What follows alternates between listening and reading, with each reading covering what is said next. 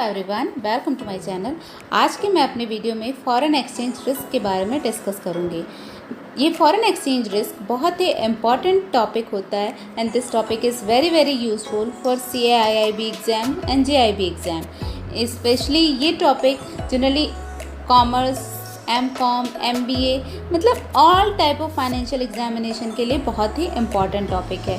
Foreign exchange में अगर कोई भी हम ट्रांजेक्शन्स करते हैं, फॉरेन दूसरी कंट्रीज से अगर हम कोई लेन देन करते हैं तो उसमें क्या क्या रिस्क, क्या क्या जोखिम एसोसिएटेड होता है, जुड़ा हुआ होता है। We will discuss all these things in detail. Please watch my video till end. सबसे पहले हम बात करते हैं रिस्क क्या होता है। Risk is uncertainty of something. मतलब अगर मान लीजिए कि हमें कोई भी चीज़ लेनी है, हमें कोई भी इन्वेस्टमेंट करना है, तो उस इन्वेस्टमेंट से हम कितना एक्सपेक्ट कर सकते हैं कि कितना हमें प्रॉफिट होगा या कितना लेवल तक उसमें लॉस होने के चांसेस हैं। दैट लॉस होने के chances is known as risk. Just we take a very simple example for our day to day life. जैसे कि मान लीजिए विंटर सीजन में हम लोगों ने वुलन स्वेटर या जैकेट नहीं पहना है, तो हमारे लिए कितना रिस्क है ठंड लगने का। नेचुरली अगर हमने विंटर सीजन में वुलन्स नहीं पहने हैं तो डेफिनेटली हमारे लिए बहुत ज़्यादा रिस्क है ठंड लगने का।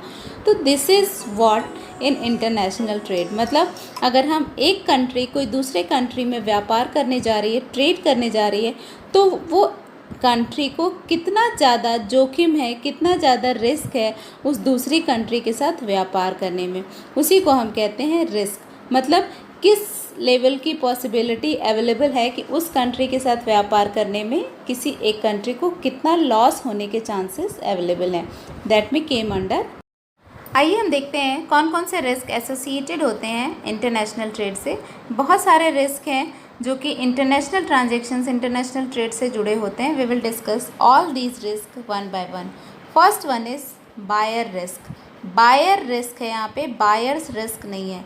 बायर रिस्क का मतलब है वो रिस्क जो कि बायर दे सकता है सेलर्स को। जैसे कि कोई भी एक सेलर जिसने गुड्स को अपने एंड से बना करके और भेज दिया। मतलब कंट्री ए में कोई सेलर है जिसने गुड्स को दे दिया और कंट्री बी में बायर ने उस गुड्स को एक्सेप्ट नहीं किया। अगर एक्सेप्ट नहीं किया तो उसे हम कहेंगे बायर रिस्क। मतलब बायर ने वो रिस्क दिया सेलर को। हो सकता है कि बायर ने एक्सेप्ट कर लिया लेकिन उसकी पेमेंट नहीं की। हो सकता है बायर ने ये कहा कि क्वालिटी जो कि हमने डिमांड की थी वो क्वालिटी अवेलेबल नहीं है। इट मे ऑल्सो भी पॉसिबल कि बायर ने ये कहा कि क्रेडिट हम सब होगा, हम क्वालिटी भी ठीक है इसको एक्सेप्ट कर लेंगे, लेकिन उसने पेमेंट टाइम पे नहीं की। तो ये सारे रिस्क जो कि बायर ने जनरेट किया फॉर सेलर्स, तो इसे हम कहते हैं buyer risk. Next one is seller risk. Seller risk का मतलब होता है वो रिस्क जो कि सेलर जनरेट करता है, जो सेलर ने स्टार्ट किया होता है, जिसको प्रमोट किया होता है फॉर बायर के लिए। जैसे buyer faces the risk related to not shipping the goods after receiving advance payment. ऐसा हो सकता है कि बायर ने ऑलरेडी सेलर को एडवांस पेमेंट दे रखा है लेकिन सेलर ने गुड्स को टाइम पे शिप नहीं किया। गुड्स को शिप किया थोड़े डिले करने के बाद, या जो भी गुड्स उसने शिप किए उसकी क्वालिटी बहुत अच्छी नहीं थी। तो इसके कारण जो भी बायर को प्रॉब्लम होती है that all came under seller risk. मतलब वो रिस्क, वो जोखिम जो कि सेलर ने बायर के लिए खड़ी की, उसे हम कहते हैं seller risk. Third one is shipping risk. Shipping risk मतलब जैसे जो कि एक कंट्री से दूसरी कंट्री पे अगर सामान जाना है तो नेचुरली वो शिप होकर जाएगा। कई उसके मोड ऑफ ट्रांसपोर्टेशंस हो सकता है चेंज होंगे, तब वो फाइनल डेस्टिनेशन तक पहुंचेगा।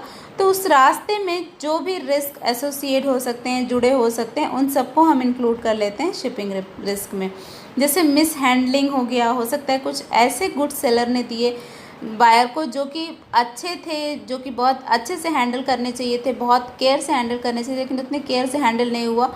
या फिर हो सकता है कि कुछ स्ट्राइक बाय पोर्टर और रॉन्ग डिलीवरी हो गई, मतलब जिस एड्रेस पे पहुंचना था उस एड्रेस पे ना पहुंच के कहीं और पहुंच गया, तो these all risk came under shipping risk. मतलब वो रिस्क जो कि एक पोर्ट से दूसरे पोर्ट तक पहुंचने में या एक कंट्री से दूसरे कंट्री तक पहुंचने में ड्यू टू ट्रांसपोर्टेशन जो भी रिस्क, जो भी जोखिम अवेलेबल होते हैं, वो सारे को हम इंक्लूड करते हैं शिपिंग रिस्क में।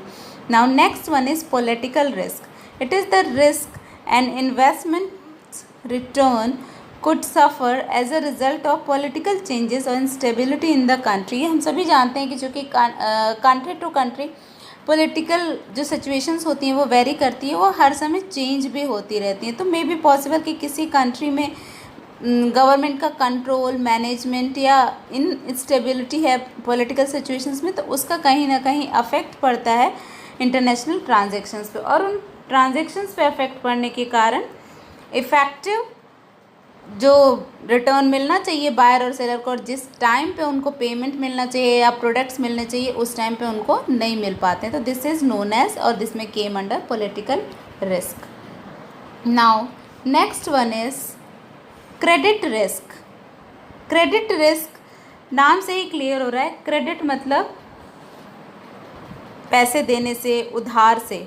Credit risk arise due to inability or unwillingness of counterpart to meet the obligation at maturity of underlying transactions। मतलब वो रिस्क जब दोनों में से कोई भी एक पार्टी ये डिक्लेयर कर दे कि हम एबल हैं आपके जो भी पेमेंट्स हैं उसको पे करने में, और आपके जो गुड्स हमने लिए हैं उसके बिहाफ में पेमेंट करने में, तो दिस में केम अंडर क्रेडिट रिस्क। और इट मे बी पॉसिबल कि जो भी काउंटर पार्टी, मतलब आइदर कोई भी पार्टी ये बोल दे कि हम पैसा नहीं देंगे या हम जो सामान आपने डिमांड किया वो सामान नहीं देंगे, तो ये दोनों ही चीज़ें आती हैं हमारी क्रेडिट रिस्क में।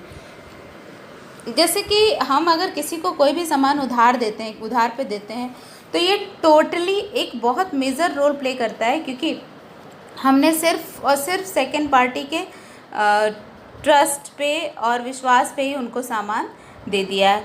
अब इट मे बी पॉसिबल कि जो सेकंड पार्टी है वो हमें पैसे देना चाहे लेकिन उसके पास फंड्स ना हो, उसके कारण वो ना दे पाए, तो वो आता है हमारा इनएबिलिटी के लिए। और दूसरा जो हमारा होता है अनविलिंगनेस, मतलब उनके पास पैसे हैं लेकिन वो हमें देना नहीं चाह रहे हैं, इसके लिए वो बहुत सारे एक्सक्यूज़ेस दे रहे हैं। तो ये दोनों ही चीज़ें आती हैं क्रेडिट रिस्क में, बिकॉज अल्टीमेट एम या जो ट्रांजेक्शन है वो कंप्लीट नहीं हुआ ड्यू टू नॉन पेमेंट और due to non providing of goods और सर्विसेज। क्रेडिट रिस्क को हम जनरली 2 पार्ट्स में डिवाइड कर सकते हैं, pre settlement risk and settlement risk. Pre settlement risk is the risk of failure of counter party before maturity of contract thereby. मतलब जो pre settlement risk होता है वो जो टाइम फिक्स किया गया था मैच्योरिटी का दोनों पार्टीज़ के बीच में, उसके पहले ही दोनों में से कोई एक पार्टी डिक्लेयर कर देती है कि चूँकि हम इस डिमांड को या इस ऑफ़र को कंप्लीट नहीं कर पाएंगे, तो अभी जो भी मार्केट में रेट चल रहा है उसी के बेसिस पे हम ट्रांजेक्शन्स को कंप्लीट कर लेते हैं। तो this is known as pre settlement risk. मतलब बिफोर मैच्योरिटी अगर दोनों पार्टीज़ के बीच में कोई भी सेटलमेंट हो जाता है, किसी भी लेवल पे सेटलमेंट हो जाता है, that is known as pre settlement risk. और settlement risk is failure of counter party during the course of settlement due to the time zone differences etcetera. मतलब सेटलमेंट रिस्क वो रिस्क होता है जो कि उस टाइम अराइज होता है जब दोनों में से कोई एक party at the time of settlement, जब सेटलमेंट का प्रोसेस ऑलमोस्ट डन होने वाला होता है उस समय, या टाइम जोन में, चूँकि दोनों पार्टीज़ अलग अलग कंट्रीज़ में बिलोंग कर रही हैं तो डेफिनेटली दोनों का टाइम जोन मैटर करेगा और डिफ़र भी होगा। तो उसके कारण अगर कोई भी एक पार्टी दूसरे पार्टी को पेमेंट देने में या प्रोडक्ट सप्लाई करने में फेल्योर हो जाती है तो दिस में came under settlement risk. Next one is liquidity risk. Liquidity risk basically means mismatch in maturity pattern of assets and liability give rise। मतलब जब assets liabilities के maturity pattern में differences हो जाते हैं उसी को हम कहते हैं liquidity risk। Now next one is sovereign risk। Sovereign risk are those risks which is for the overall country. वो रिस्क जो कि किसी एक कंपनी, किसी एक इंडिविजुअल, किसी एक अंडरटेकिंग या एक बिजनेस के लिए ना हो करके, बल्कि वो अफेक्ट करता है कि पूरी की पूरी कंट्री पे। और अगर उस कंट्री से कोई भी दूसरी कंट्री का कोई भी एक्सपोर्टर या इम्पोर्टर कोई भी ट्रांजेक्शन्स कर रहा है तो डेफिनेटली वो अफेक्ट करेगा, because sovereign risk affects the whole country as a single. Now next one is interest rate risk. चूँकि हम इंटरनेशनल ट्रांजेक्शन्स की बात करें तो डेफिनेटली कंट्री का जो भी इंटरेस्ट रेट होगा वो अलग होगा। एक कंट्री का दूसरे कंट्री का इंटरेस्ट रेट, तो मतलब उस इंटरेस्ट रेट के इंक्रीज और decrease, movement of interest rate के जो भी कारण, जो भी ट्रांजेक्शन्स में या जो भी रिस्क अराइज होती है, that came under interest rate risk. Now next one is market risk. Market risk का मतलब होता है बेसिकली वो रिस्क जो कि मार्केट के जितने भी फैक्टर्स हैं उसके कारण अराइज होती है। जो भी मार्केट के डिमांड एंड सप्लाई के फैक्टर्स हैं उनके कारण अफेक्ट होगी, या इंटरेस्ट रेट के कारण अफेक्ट होगी, increase and decrease in interest rate, stock price के इंक्रीज एंड डिक्रीज के कारण अफेक्ट होगी, फॉरेन एक्सचेंज रेट के इंक्रीज एंड डिक्रीज के कारण अफेक्ट होगी, या कमोडिटी प्राइस के इंक्रीज एंड डिक्रीज के कारण अफेक्ट होगी। मतलब market risk are the risk that is been directly associated with the market. जो भी मार्केट में फैक्टर्स अवेलेबल हैं उनके इंक्रीज एंड डिक्रीज या उनके चेंजेस होने के कारण जो भी रिस्क बढ़ेगा या घटेगा उसे हम कहते हैं market risk. Next one is legal risk. Legal risk का मतलब जैसे मान लीजिए किसी एक कंपनी ने अपनी कुछ जो भी इंटरनेशनल ट्रांजेक्शन्स हैं, इंटरनेशनल ट्रेड्स हैं, उनके लीगल फॉर्मेलिटीज़ में अगर कुछ चेंज कर दिया तो उसके कारण अगर ट्रेड में जो भी अफेक्ट आएगा, या कोई भी फाइनेंशियल कॉन्ट्रैक्ट ऑलरेडी चल रहा है उसमें जो भी चेंजेस आएंगे, जो भी रिस्क अराइज होगा, that came under legal risk.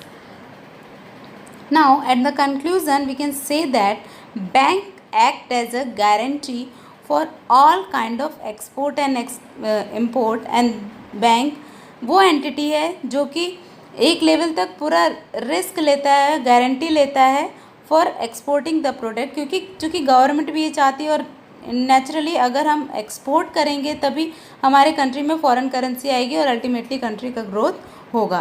तो bank act as a guarantor, और किस चीज़ की गारंटी करती है? फाइनेंस की गारंटी करती है।